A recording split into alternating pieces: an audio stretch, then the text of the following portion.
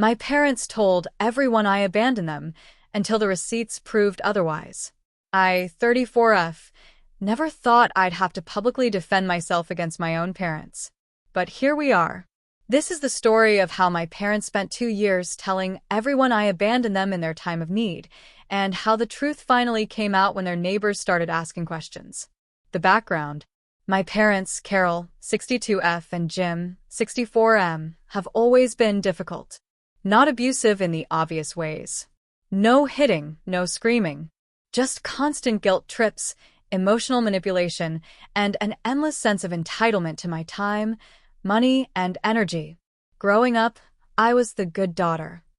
Straight A's, never caused trouble, went to a state school on scholarship so I wouldn't burden them financially, got a job in IT, making good money.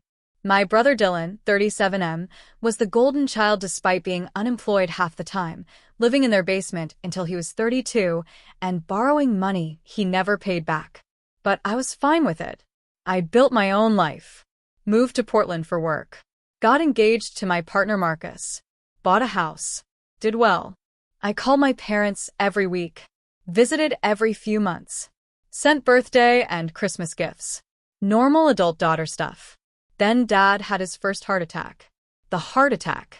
3 years ago, Dad had a heart attack. Serious, but he survived. Needed surgery, recovery time, lifestyle changes. I flew home immediately. Stayed for 2 weeks. Helped Mom navigate insurance, talked to doctors, set up a recovery plan. You should move back home, Mom said. We need you here. I have a job, Mom. A life. I can't just move back. We're your parents. We need you. I'll visit more. I'll help however I can. But I can't move back.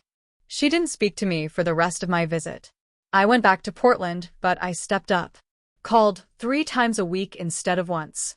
Sent money for medical bills, $500 here, $300 there. Researched cardiac rehab programs. Set them up with meal delivery services. I did everything I could from 600 miles away. It wasn't enough. The demands began. 6 months after the heart attack, the demands escalated.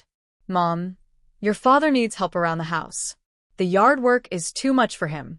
Me, I'll pay for a lawn service. Mom, we don't want strangers on our property. Me, then Dylan can do it. He lives 20 minutes away. Mom, Dylan has a bad back. Dylan's back was fine. He just didn't want to do yard work. I hired the lawn service anyway. Paid for it monthly. $150 per month.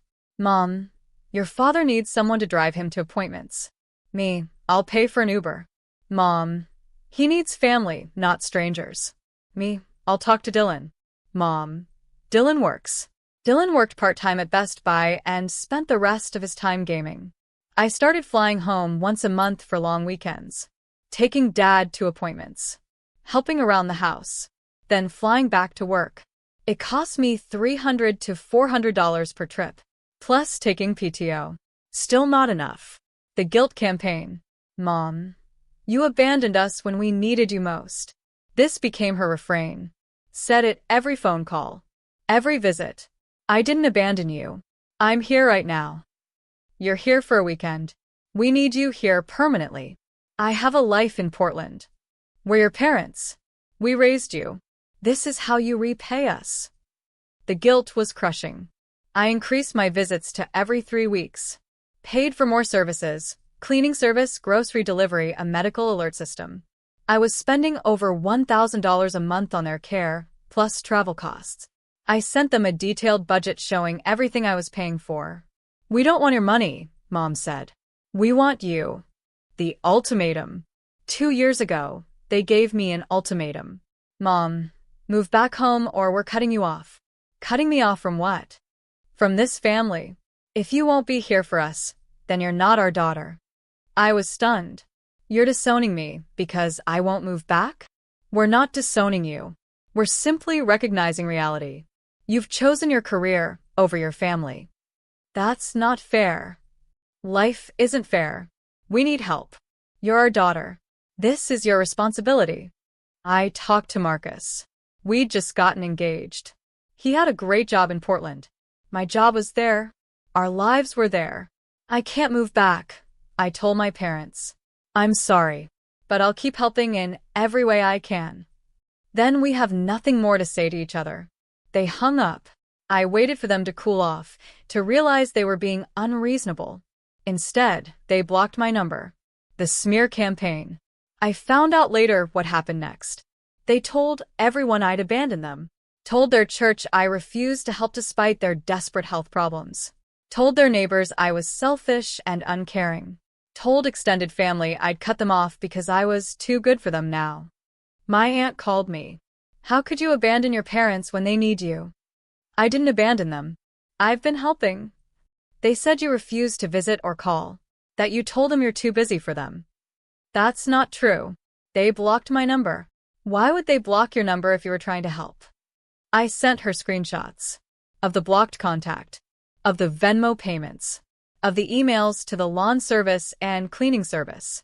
She went quiet. Oh, they demanded I move back home. I said I couldn't, so they cut me off. And then told everyone you cut them off, she said slowly. That's not okay. But she didn't confront them about it. None of my family did.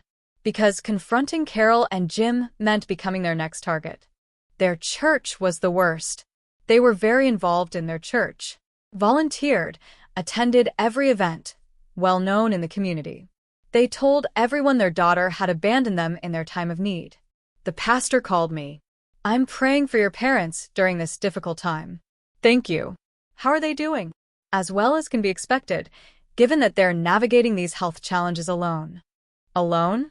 I've been paying for their lawn service, cleaning service, grocery delivery. Your mother said you refused to visit or help. That's not true. They blocked my number because I wouldn't move back home. I see. His tone was skeptical. Well, I'll continue praying for reconciliation. He didn't believe me. Nobody did. The neighbors. My parents lived in a tight-knit community. Lots of retirees, people who'd lived there for decades. Everyone knew everyone. And everyone knew that poor Carol and Jim's daughter had abandoned them. Mrs. Peterson next door brought them casseroles twice a week. Mr. Chin across the street shoveled their driveway in winter. The Johnsons 2 doors down drove Dad to appointments. The whole neighborhood rallied around them. Meanwhile, I was the villain. The ungrateful daughter who couldn't be bothered to help her aging parents. I found out about all this through my aunt, who heard it through the family grapevine.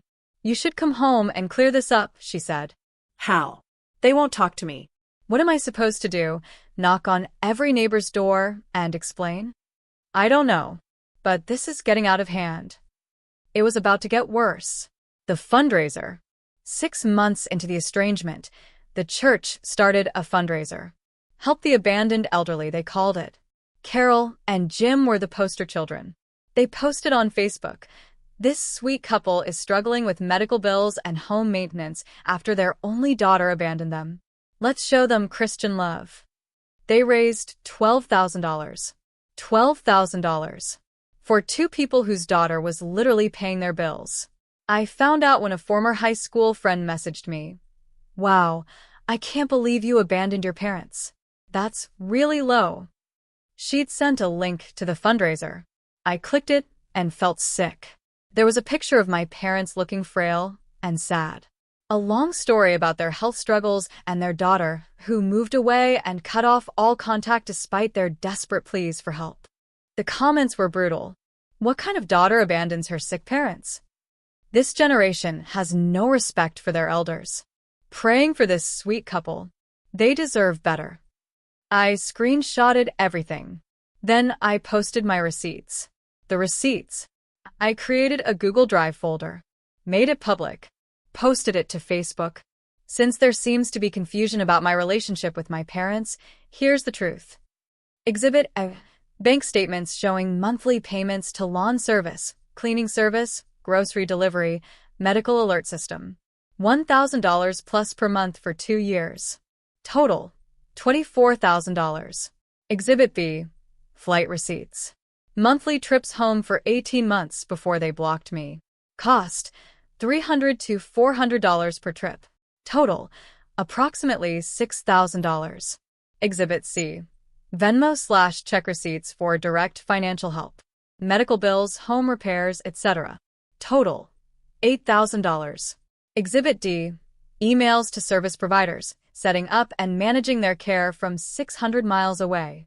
Exhibit E, text message history showing I called/texted regularly until they blocked my number. Exhibit F, the final text exchange where they demanded I move home and I said I couldn't, followed by them blocking me. Grand total, over $38,000 and countless hours of care over 2 years. I did not abandon my parents. They cut me off because I wouldn't abandon my life, my career, and my fiancé to move back home.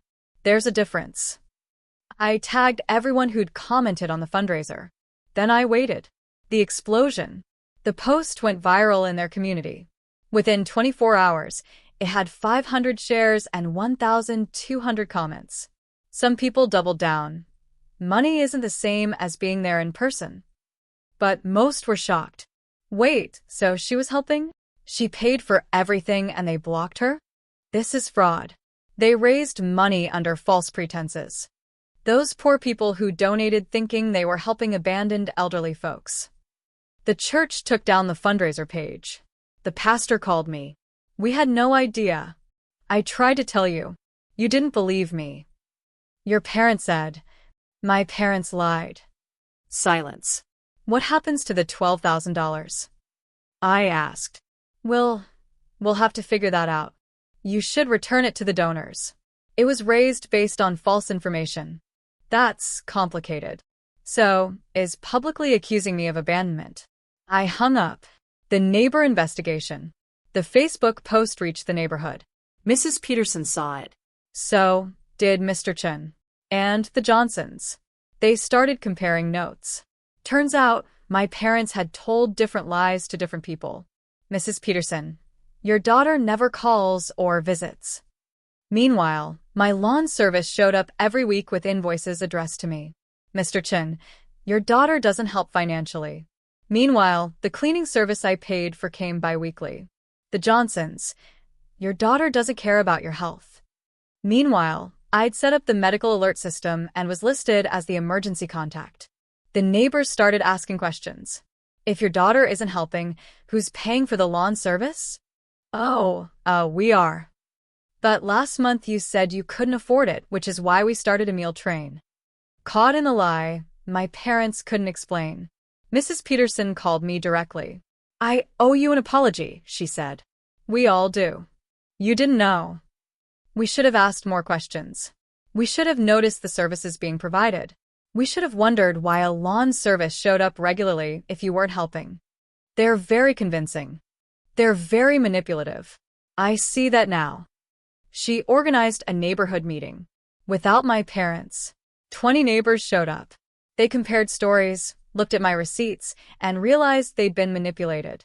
We gave them food, money, time, help, all while thinking they had nothing. Meanwhile, their daughter was paying for professional services. They played us.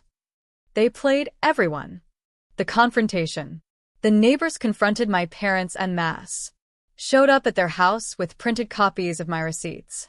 Explain this, Mrs. Peterson said. My parents apparently tried to deflect. She's lying. These are bank statements. Official records. You can't fake these. She should be here in person. She was flying here every month until you blocked her. She chose her career. She chose to maintain her life while still supporting you financially and logistically. That's not abandonment. That's healthy boundaries. My parents tried to close the door. The neighbors didn't leave. You need to return the fundraiser money, Mr. Chen said. We already spent it. On what? Your daughter is paying your bills. No answer. You committed fraud, the Johnsons said. We're reporting this. They did. Filed a complaint with the police and the church. The investigation. The police investigated the fundraiser, determined that while morally wrong, it didn't meet the legal threshold for fraud because my parents were elderly and did have medical bills. They just weren't abandoned and destitute like they claimed. The church, however, took it seriously. They demanded my parents return the $12,000. My parents claimed they'd spent it. On what? The church treasurer asked.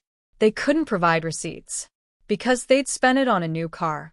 While telling everyone they couldn't afford basic necessities, they'd bought a $15,000 used Lexus. The church was furious. They banned my parents from all volunteer positions and asked them to find a new congregation. In a small community, being kicked out of your church is social death. The family fallout. Extended family finally started reaching out. My aunt, I'm so sorry I didn't believe you. My uncle, your parents told us you refused to help.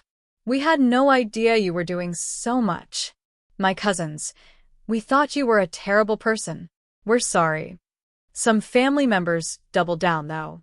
My brother Dylan, you didn't have to air the family's dirty laundry publicly. Me, I didn't. I defended myself against public lies. Dylan, you embarrass Mom and Dad. Me, they embarrass themselves by lying.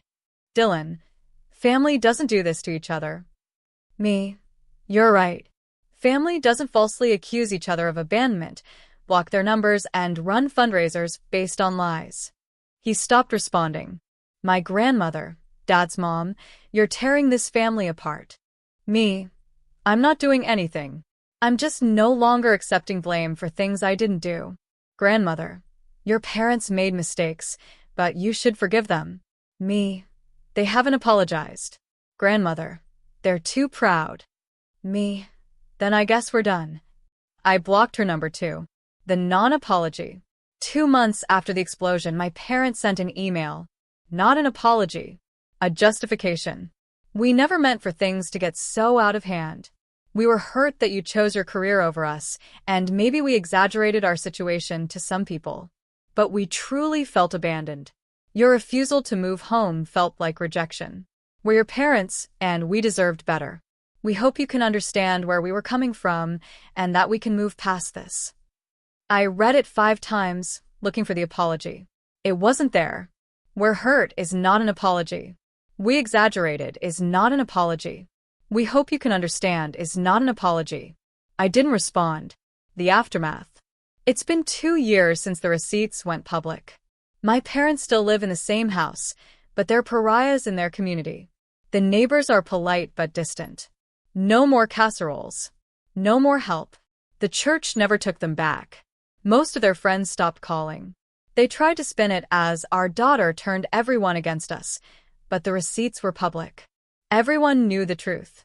Dylan still talks to them, mostly because he needs money occasionally, and they still give it to him. Extended family is split.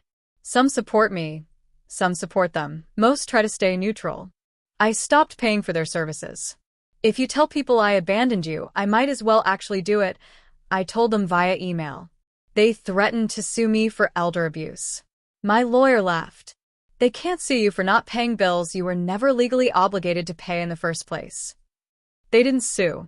The moving on. Marcus and I got married last year. My parents were not invited. Some family members were upset. They're your parents, they should be there. They can watch the live stream from home. You know, like they wanted me to watch their lives from 600 miles away. We had a beautiful wedding. Drama-free. I got promoted at work. Bought a bigger house. Started trying for a baby. I built a life I'm proud of. Without them. People ask if I feel guilty. Sometimes. Not for the receipts. Not for defending myself. But for the finality of it all. They're my parents. I only get one set. And now we don't speak. But then I remember. They lied about me to their entire community. They raised money under false pretenses. They blocked my number. First they demanded I give up my entire life. For them they never apologized. They still don't think they did anything wrong. And the guilt fades. The lesson. I learned something important through all this. You can't set yourself on fire to keep someone else warm. Even if that someone is your parents. I gave them thousands of dollars. Hundreds of hours. Countless emotional energy. It was never enough. Because what they wanted wasn't help. It was control. They wanted me back home, under their thumb, sacrificing my life for theirs. And when I refused, they punished me. Painted me as the villain. Made themselves martyrs. But here's the thing about martyrdom. It only works if no one has receipts. To anyone in a similar situation, if your parents are telling people you abandoned them, document everything. Every payment, every call, every visit, every email. Because the truth doesn't matter if you can't prove it. And manipulative people count on that. They count on you being too ashamed to defend yourself, too afraid of looking petty or vindictive, too concerned about airing dirty laundry. But sometimes the laundry needs to be aired. Sometimes the truth needs to be told. Sometimes you need to say, no, actually, here's what really happened and show the receipts. Because your reputation matters. Your truth matters. And you don't owe anyone, not even your parents, the right to destroy it. Where things stand now, my parents occasionally send emails. Never apologies. Just updates. Guilt trips. Attempts to re-engage. I don't respond. I'm done. Done with the manipulation. Done with the guilt. Done with the lies. I have a husband who loves me. A career I'm proud of. A home that's peaceful. A life that's mine. And that's enough. My parents told everyone I abandoned them. The receipts told a different story. And in the end, the truth won. Even if it cost me my family. Final update. I'm pregnant. Due in 4 months.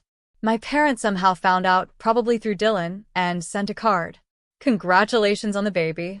We'd love to be grandparents. We hope you'll let us be part of this new chapter. No apology. No acknowledgement of what they did. Just, we hope you'll let us back in now that there's something we want. I threw the card away. My child will have grandparents. Marcus's parents are wonderful. But they won't have Carol and Jim. Because I'm not letting my parents do to my child what they did to me. This cycle ends here. For everyone asking, do you regret posting the receipts? No. I regret that it was necessary. But I don't regret defending myself. Will you ever reconcile? If they genuinely apologize and take responsibility, maybe. But I'm not holding my breath. Do you think they'll change? No. They still think they were the victims. What about Dylan? Dylan made his choice. He can have a relationship with them if he wants. I'm not interested. Are you happy? Yes. Genuinely, completely happy. Turns out cutting out toxic people, even parents, makes room for joy. My parents told everyone I abandoned them. I had the receipts that proved otherwise. The truth came out. The neighbors asked questions. And I walked away from people who valued control over truth. Best decision I ever made.